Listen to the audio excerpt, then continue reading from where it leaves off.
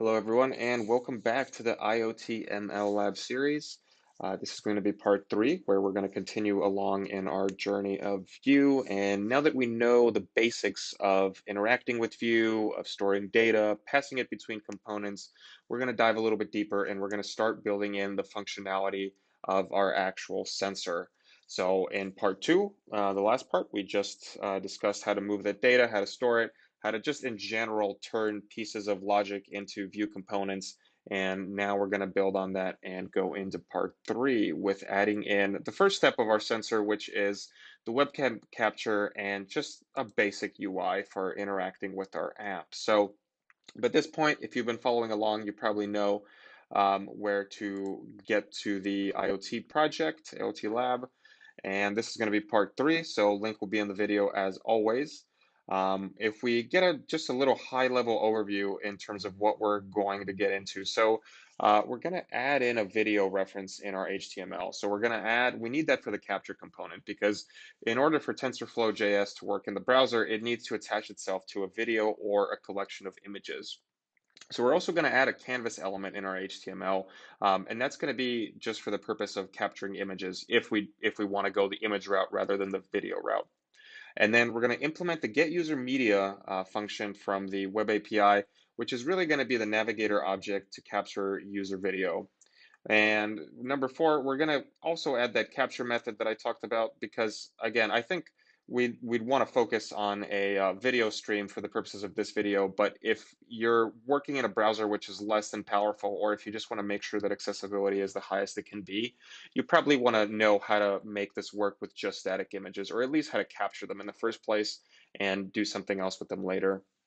And of course, number five, the last one is we're going to just implement some basic feedback to know whether or not a video and an image capture are working. Again, if you think of this in an app context, whether you're a user, whether you're the developer, you need some kind of information to know if your things are working correctly. And especially in this context, pretty much, well, the privacy issue is always a global one. But in this context, of course, you can imagine we're dealing with a webcam, whether it's on a laptop device, desktop device, or this could be mobile just because it's a web app again. So there's a lot of security and permissions issues that we have to deal with. And because of that, sometimes that can mean that it's hard to debug, especially if you're like me and you've got some ad blocker and anti-tracking plugins on your Chrome, like many other people do. So it's just something to be aware of. And that's why a basic kind of feedback system and understanding what's working is going to be pretty critical in this context. So again, in terms of additional resources, I linked, this is a good one. And I linked to the raw documentation of the get user media function in the media devices API. So in general, the Mozilla developer docs are an incredibly useful piece of information when you're doing web projects. And this really, I mean, you can see how long this is, but it really goes into the specifics and details of the video capture API, which is very extensive, and it's worth being familiar with if this is a type of application that you're going to be digging into more in depth in the future. So definitely want to highlight that resource. And then this is another link to a more hands-on tutorial about how to do exactly what we're going to do, um, just in a little bit of a different way. All right, so code highlights, again, I'm not going to go into that. We're just going to go straight into the app structure here. So um, this looks familiar.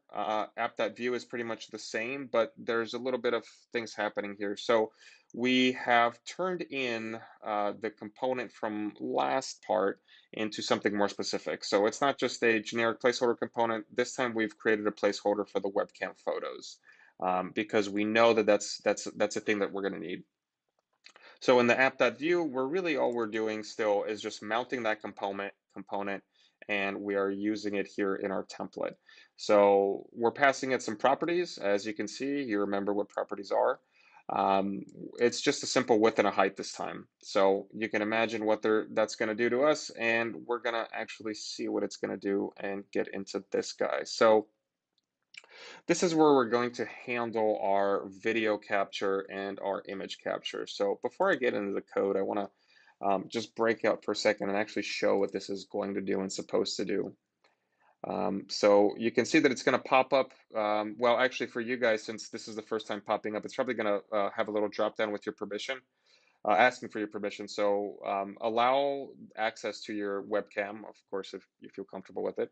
And if you do allow access, then this is what should pop up. So the little title, a video capture page, which should access your device's webcam, and this message down here, which says video capture initialized along with this capture button. So you can see right now, this is a live video. I can move and this is updating.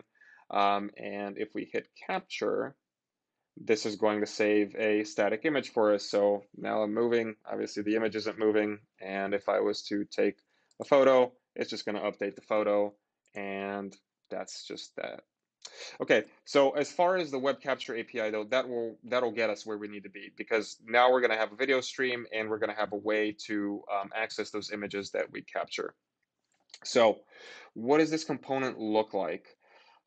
There's a lot of things going on. This is a bit of a jump from the previous kind of step-by-step evolution that we've done, but I'm going to go through it, and I think it'll make sense by the time we're done. And again, with Glitch, feel free to remix this. This is going to be, I think, an interesting playground for you guys if you haven't used this kind of API before. There's a ton of things that are possible with the um, video element. So check out the documentation and start playing around. So the first thing I want to get into is the props. We looked at that in app.view, and it's kind of exactly what you'd expect. We're passing in a width and a height. Yes, theoretically, this should probably be a number, but I was lazy and I did a string. So there, that's just what it is. But you can see it works exactly the same way. Um, and one syntax that we may not have seen yet is this guy right here. So the semicolon in front of the tag means that we're not just going to pass it. If we were to do, my cursor escaped from me. If we were just going to do this, basically what this is going to tell Vue is that we're passing in a little string, but we're not passing in a little string. When we do this, we're telling Vue that we're doing a dynamic two-way data binding.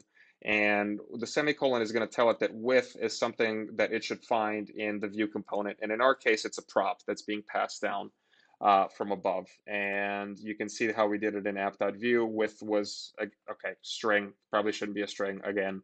But for the purposes of this, it's going to work. So we pass a string called 640. And here we dynamically bind that information. So this is going to dynamically interpret this at runtime. So it doesn't really matter that I did a string, and actually it's kind of better for this learning purposes here, but it'll dynamically evaluate it at runtime. And if it's supposed to be a number, it's going to try and force that thing to be a number. And in our case, it is. It'll work just fine. So this syntax is what that means. And we're going to use this throughout. You're gonna see some more examples down here as well, but that's what we're doing with the width and the height. We're just passing in the props. So while we're on those props, let's look at the actual elements that they affect. We've created a video, right? That's that video capture that we looked at. Actually, I'm just gonna keep this open. That's just this guy right here. That's what an HTML video is. Ref, I've given it a, oops, sorry, up here, I've given it a ref called video. So this is a Vue specific thing that is worth knowing. So this is essentially giving us an explicit reference to this element. So if for any reason I need to do any manipulation or access this raw video element, I can do that by this ref. And we're going to see an example of that actually right here. So if this is something that we want to do, which in our case it is, and we'll talk about this method in a second, but this $refs is the Vue syntax, and then you do dot notation and the name of your ref. So this is going to give us explicit access to that HTML element. So let me show you. I believe this is actually part of our component, so I should be able to quickly show that. Okay, so this is obviously all we're going to see in Vue DevTools, because this is, you know, a layered object that we're not going to expand. But video, in my case, I've just so happened to save it to the data object, and this is what it is. It's just the raw HTML element. If I click this, this is exactly what it is. This guy that I'm now, I don't know where I'm dragging it into, but this guy is what it's saving. Didn't mean to actually edit the site. There we go. Okay. So that's our video element, and then we have a canvas. So what is a canvas? Why do we have it? Canvas is a multifunctional part of HTML, and the depths to which Canvas is useful are incredibly many. I don't want to go into that because it's a massive rabbit hole, and I frankly am not the expert on Canvas. But multifunctional thing, if you want to render images and capture images, uh, definitely look into that outside of this workshop. But in our case, our canvas is going to be used as a way to capture the image, and we just kind of need it to be there so that it can hold some image data for us to take out of it. Now, you can see that it's really similar in the way that I've defined it to the video. There is a width, a height, they're actually exactly the same as the video. The only difference is I've set a different ID and a reference. So why have I done that? I'm going to minimize this for a quick second, and I'm going to go. And before I explain that, you might also wonder where the canvas is. Well, it's nowhere. This CSS is telling us that this canvas won't actually be rendered in the front end. Like I said, the canvas is just a placeholder thing for us to capture an image. So I'll get into that function in a second, and we'll see the part that it plays, but I just want to run through these real quick. H4, so that's that status message that we're showing, and it's just like we've seen before in the previous parts, it's a piece of information that lives in our data object. And later on, when we execute some of these functions, we basically update this. So we'll see that. We've also put in that button. We remember the button that just says capture, and this is how you dynamically link a button to a function. There is a capture function down here. We'll talk about that in a second. And the very last thing is just an image tag, which is going to show that photo that we take every time we press capture. So there's a couple of things going on here that I think are worth knowing before we get into some of the more interesting stuff about the actual capture. So the image, first of all, there's this VIF, and I don't think we've seen that before. So VIF is a dynamic condition which will basically tell Vue whether to render or not render the specific element. So in our case, we don't really want to render the image until there is a thing to render. So right now, I haven't actually captured anything. Why would there be an image down there? Now, when I click capture, now we actually have a photo to display. So now it's worth rendering. And the way that happens is that similar to this kind of syntax and to the curly brace syntax, Vue is going to look for, when it sees the VIF flag, it's going to look for pieces of information that are defined on the Vue component itself. So in our case, I'm saying if the source does not equal basically nothing, and in this case, the source is the URL of the image, if there is no URL image source, then don't even render the image. But once there is, this will obviously return the opposite Boolean, and at that point, the VIF will toggle the render based on that Boolean. The second piece is the source tag. So again, we learned about the semicolon notation. This is just saying that the image source, instead of it being defined explicitly, I could have defined it explicitly, for example, like if it was mysite.image.png, this would be hard coding it. And if this was a real URL, this is where we'd get the image from.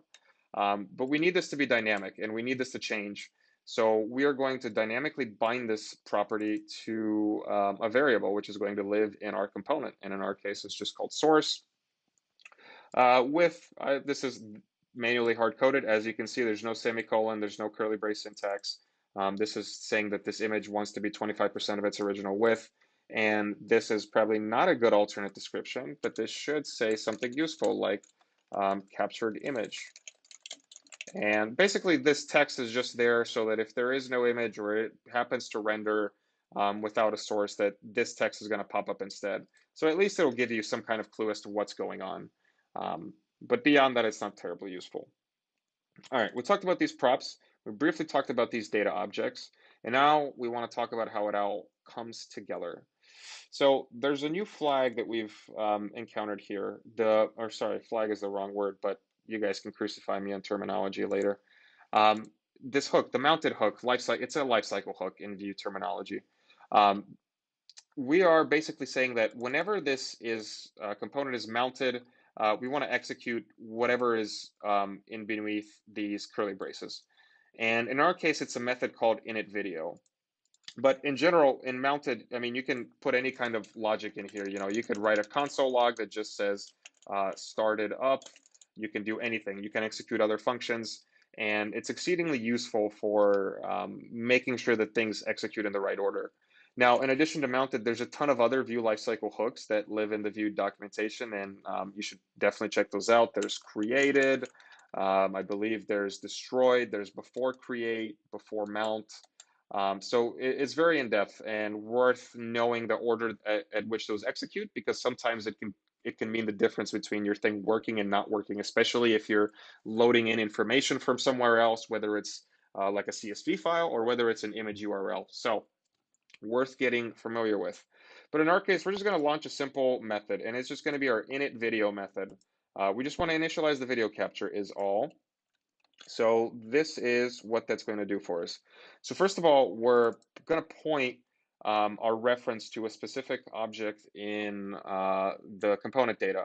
Um, Technically, this may or may not be necessary. It's kind of the Vue school is split, in my opinion, as to whether or not this is necessary, because some people will just use this variable as this guy the whole time, and there's also a kind of an opposite reaction where people say that, no, you shouldn't really pull from the ref directly in that way. You should define it explicitly once as a constant or an explicit variable or something like that, and then use it that way. So I'm just going to use it this way. And especially for this workshop, it's very easy to use Vue dev tools and see what this is at any given time.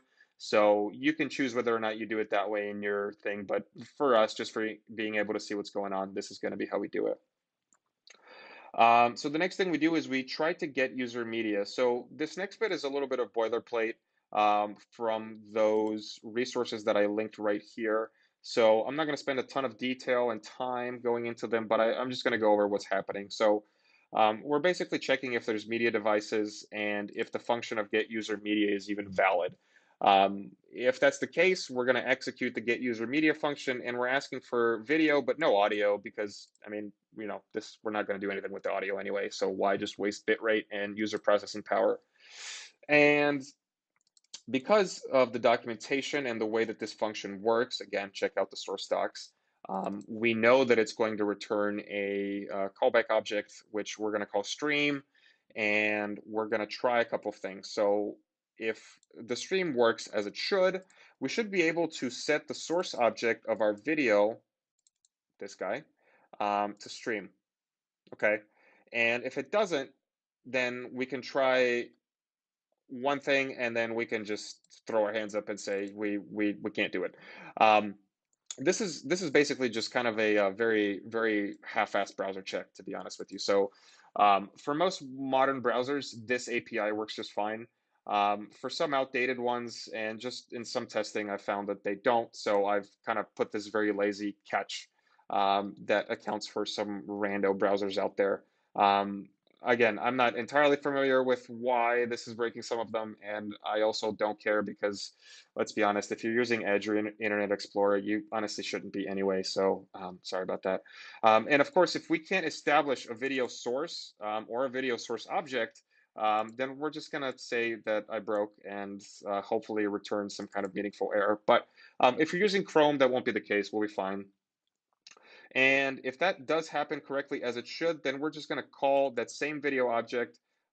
We are going to ask it to play, and we're going to set our message in the data object to video capture initialized. So this is kind of part of the reason why these want to live here in the local state, not just for debug purposes, but also we can access them throughout whatever methods and whatever lifecycle hooks that we want. I mean, I could, just as easily access this video that play here, for example, if I was absolutely certain that we would have a source by the time it's mounted. But keeping it in the local state makes it accessible that way. And if our very lazy try statement doesn't work, or if we cannot get the user media, for example, let's actually show a good example of when it might fail. If I open a private browser, it's going to ask me because this is a totally new browser as far as this app is concerned. So if I say block, this isn't going to happen, right? Because I've blocked my permission, and it should not go through. And somewhere right here, it should say an error, right? Uncaught, permission denied, though why it's uncaught is kind of beyond me. Actually, I lied. It's not beyond me. It's because we didn't use a catch statement on the promise, and we used a try, and then an else. Bad coding, guys. You know what? We're just gonna ignore that bit. Technically, there should be a second part of this callback that should be something like this, and then there's an error callback, and then we do something like console.error error. And now let's see if I've done that correctly or if I've absolutely embarrassed myself on a semi-live recording. This is going to be good. This is going to be great.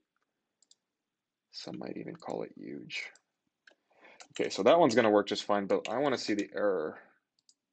So I'm going to, oops, not that. Inspect.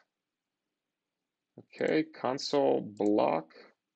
Aha, okay, now we're getting a specific error message. So this is kind of the goal. As opposed to doing what it was doing before, where it did know the error message just because this is a common API.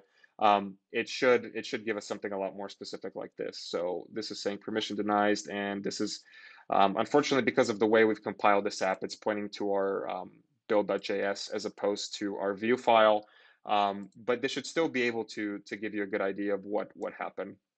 And you can see that this obviously looks a lot different than what we were just writing, because this has transpiled the view and the ES6 to just vanilla JavaScript. So why does this keep popping up? Okay, so this is actually, yeah, how we should be catching that error in terms of a promise. So the dot then is going to trigger the callback, but then if basically anything in the then statement doesn't work, or if the promise fails to resolve, we should handle that. And technically, there's actually one other thing that we should do. Let's see if this is going to let me do it cleanly, or it's going to be a pain in the butt.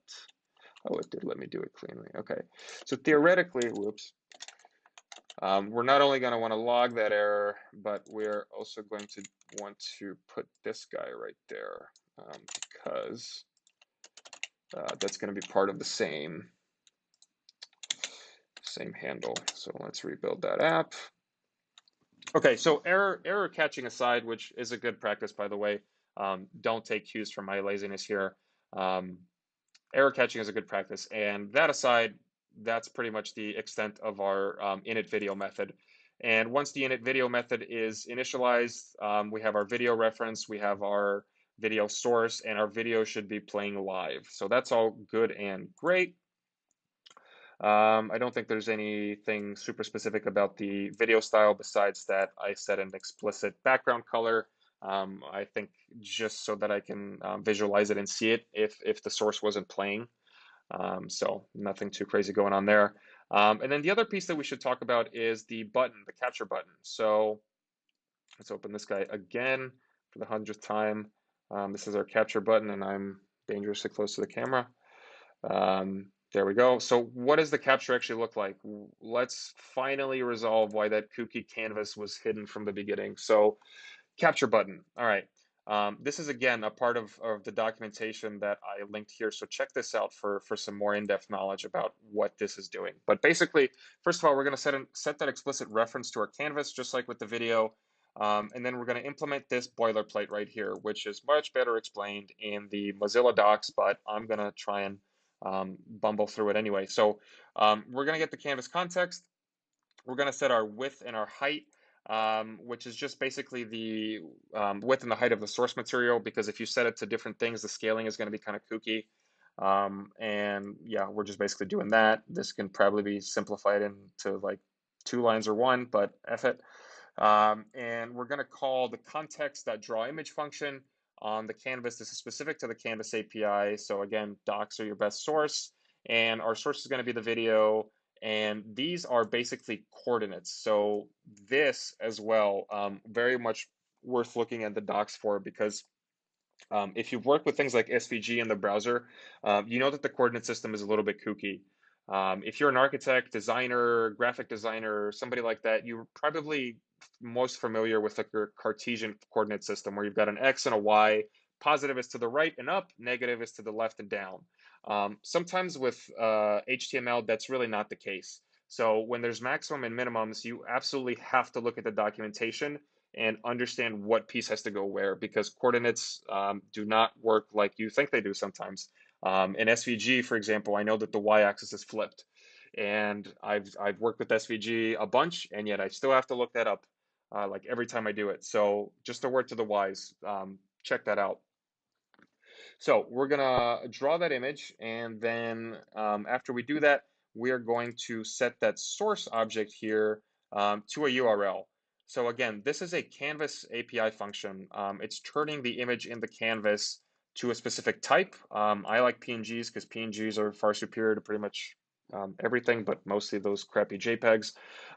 We're gonna set this to a hard-coded URL. So let's kind of actually inspect in the View DevTools what that looks like. Um, App, webcam photos. Okay, so you can see that the source is this big long URL, which is essentially just a string that makes up a PNG. And once we do that, we're going to console log image captured. We can probably set it to our message as well. We could say this dot message equals image, whoops, image captured, just to get a little bit more robustness in our feedback system. And that's going to be it.